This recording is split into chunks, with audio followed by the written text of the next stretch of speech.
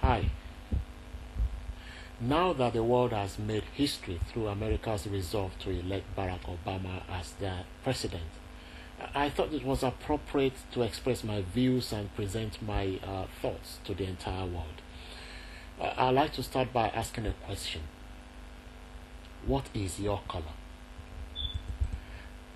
After several unsuccessful years of wanting to raise the issue of color classification of human beings and its intellectual bankruptcy, I suddenly found a helper in the Orlando and Natalia Balasco's story as featured in the Daily Mirror of 23rd of July 2008. Whilst the public may be basking in the euphoria of babies 1,000,000 to 1 chance, I think we should consider the likely future that this miracle birth could generate, especially over the issue of racial acceptance and tolerance. Natalia might require a lot of information and convincing as to why her mother was dark-skinned, and Orlando could also be made to look inferior to his light-skinned sister. Their mother could also be subjected to subtle harassment and suspicion by law enforcement agencies should she claim to be the biological mother of Natalia. Don't get me wrong, none of this might happen, but one thing that is sure and certain is the color classification of human beings, which has some sort of an intellectual deficiency around it, as the age-long theory or belief has no scientific substance. How could human beings be classified in terms of non-existing color of the skin, such as white, black, brown, or yellow? I am not laying claim to any intellectual superiority here, but humble and sensible enough to accept my 4-year-old son's correct identification of colors. Black and white. How would my son react if I said he was black just after showing to me what color black was? He would simply tell me in his own way that I must either be colorblind or intellectually stupid. I feel there is a need for a simple analysis here while posting some questions at the same time. We must attempt to identify the stage in the history of man when it was decided that some people will be classified as white and others black, brown, yellow, and so on. What was the occasion? And who were the people present? And why was there a need for such classification? Why has it also been so difficult to open a debate or discussion on this greatest anomaly the world has ever known, and which I consider to be the root cause of prejudice, discrimination, and inequality we have experienced in the world for hundreds of years?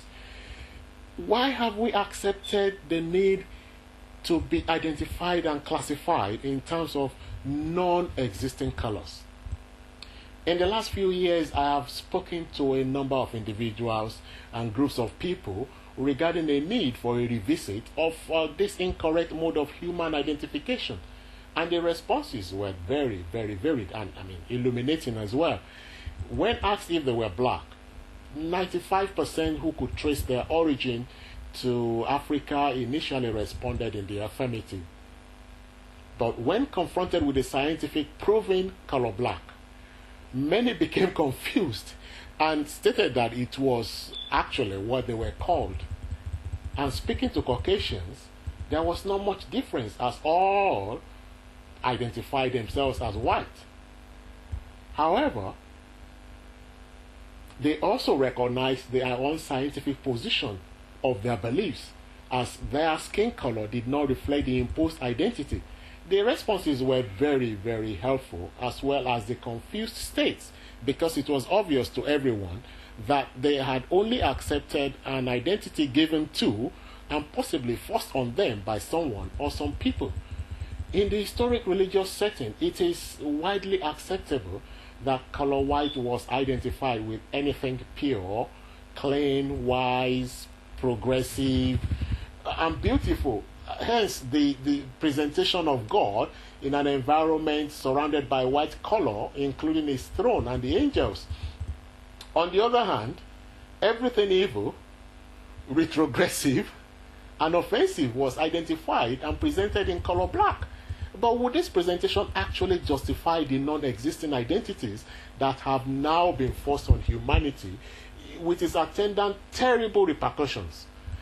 Another important question will be to consider the impact of the erroneous teaching on the minds of young people who have been asking for clarifications on this issue of color, for a long time.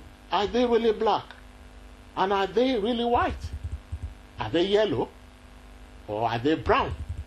It is my opinion that color classification of human beings remains a vestige of the dark ages of the colonial and slave trade era, a period of unparalleled evil that the world would like to confine to the abyss and forget it ever happened. History teaches that the motion to abolish slave trade was moved in the House of Parliament in 1800, and the law abolishing slave trade and outlawing its existence was passed in 1833. If this was correct, if my knowledge of history was correct, why are we still holding on to the terrible link which identifies human beings in terms of colors that do not exist?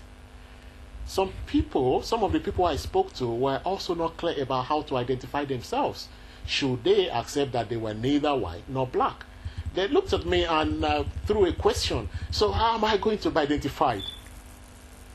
My response was, and still is, that man must not necessarily be identified by a non-existing and unscientific color in order to justify some equal opportunities policy. And more so, I did not lay claim to having an answer to their question. All I was doing, and would still like to do, are to raise a fundamental question as to whether the entire world was not falling into intellectual drowsiness and dangerous nonchalance on the issue of color classification of human beings. An examination of the current equal opportunity policy in the UK should actually send alarm bells ringing, because as we regularly mention and categorize groups of people in our society as black, white, and Asian, how can we justify the three having an intelligent correlation? How?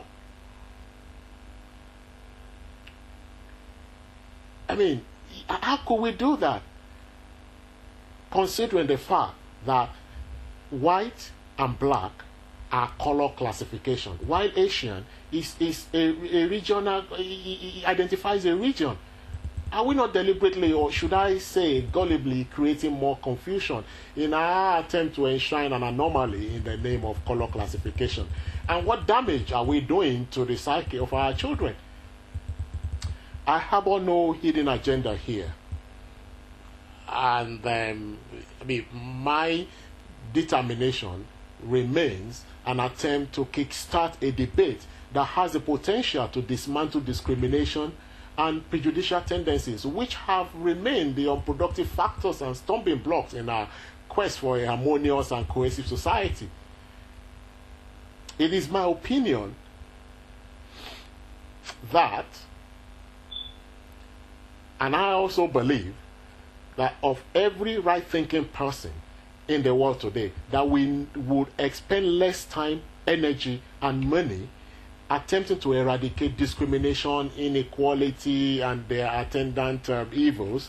Should we commence a debate towards arriving at an appropriate and sensible identification of human beings as against the facade we currently live with?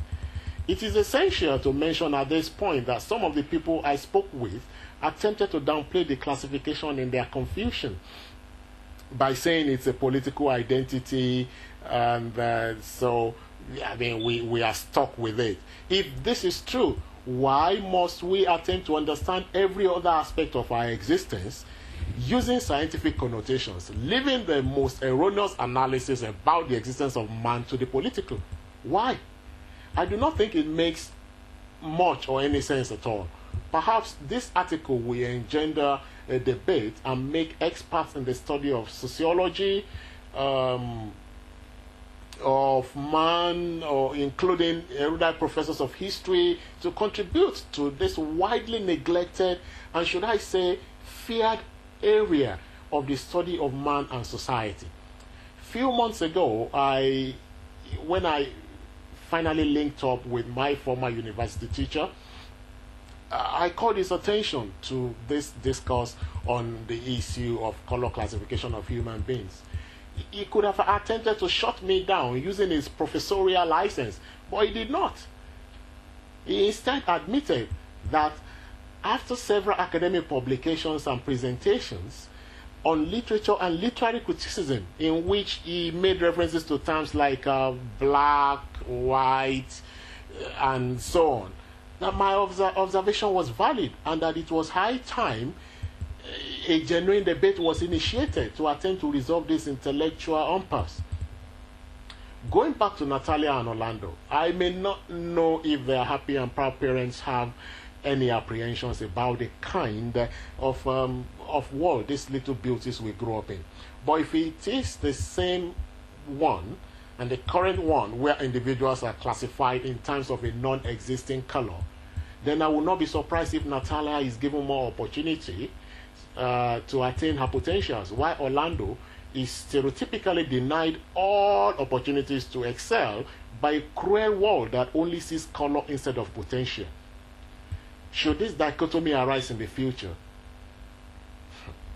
Mr. and Mrs. Balasco have a Herculean task of making their children accept one another, their parents, and any other children that might be born into the Balasco family, given the possibility that such children might turn out to be what this society refers to as mixed race, which is another form of aberration of identification.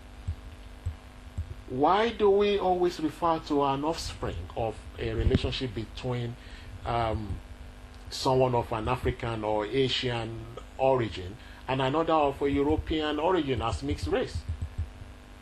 Well, this is a discussion for another time. I hope I have been able to create enough need to generate a relevant debate on the issue of color classification of human beings and how it does not help our world today. I also hope every right-thinking person, including members of the United Nations and the European Commission, would consider doing something necessary to reorientate our psyche and face the simple fact that there is no white, black, brown, or yellow individual anywhere on this planet. Only human beings reside on this planet.